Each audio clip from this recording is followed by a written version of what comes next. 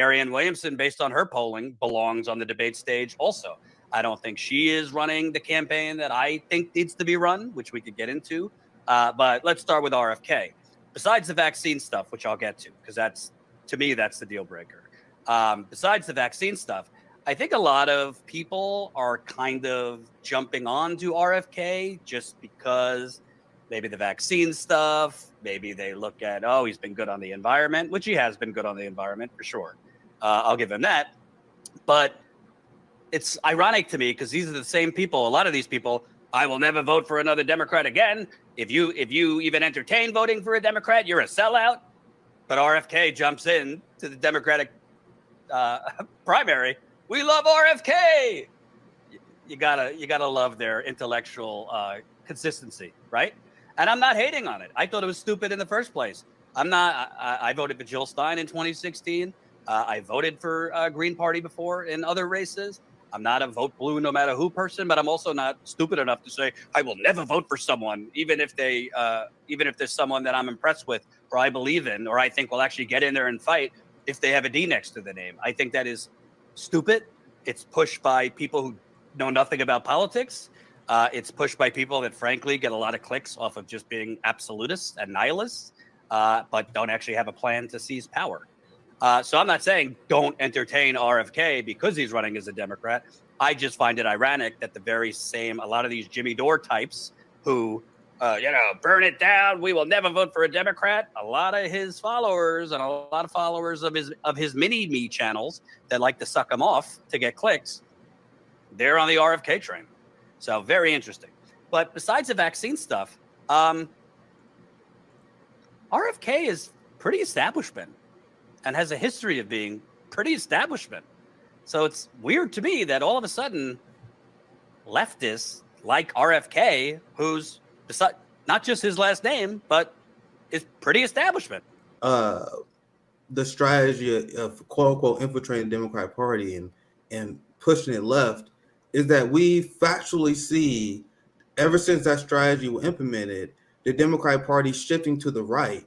More Democrats voted to re-implement student loan debt than Republicans did.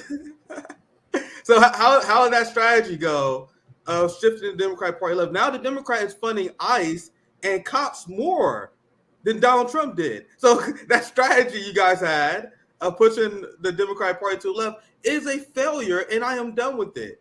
But there's much to say of that because I want to talk about the student loan debt. Let me just a lot to talk about. Yeah. So go ahead, CJ. No, I was just gonna say before we bring Jimmy in, because I want to ask him about the clip.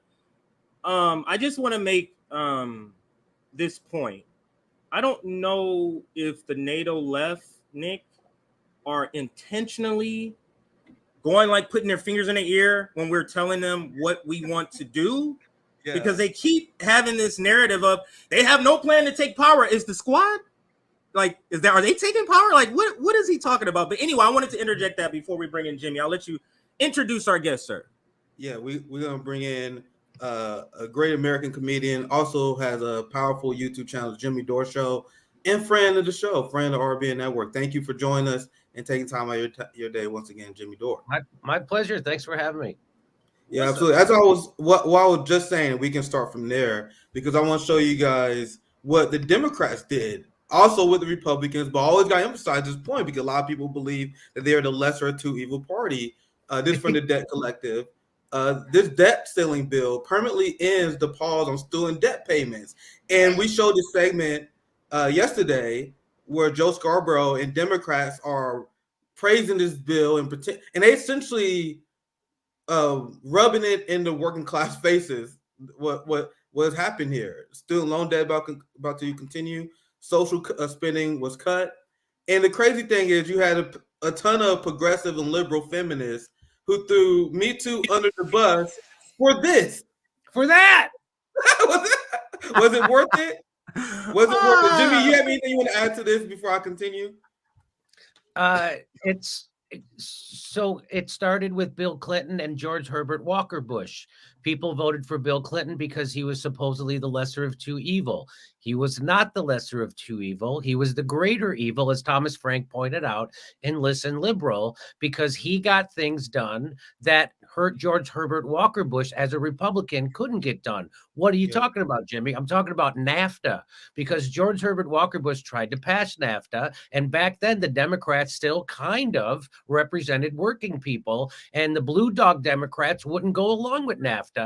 And then Bill Clinton came in, and he was this popular guy. He was this new, fresh kind of a new Democratic Leadership Council kind of guy, and he gave cover to those blue dog Democrats so they could then go ahead and cut the legs out from underneath labor for a generation. And then that leads to black and brown people in Milwaukee not voting for Hillary Clinton because they know what the fuck they did with NAFTA, and they also knew what they were trying to do with TPP as she was running. They were trying to pass it at the top of their lungs. Plus, the rest of those black and brown people knew that Bill Clinton passed the crime bill with with Joe Biden, and they put half of those people in prison. So, and then they voted for Barack Obama twice, and their lives got worse.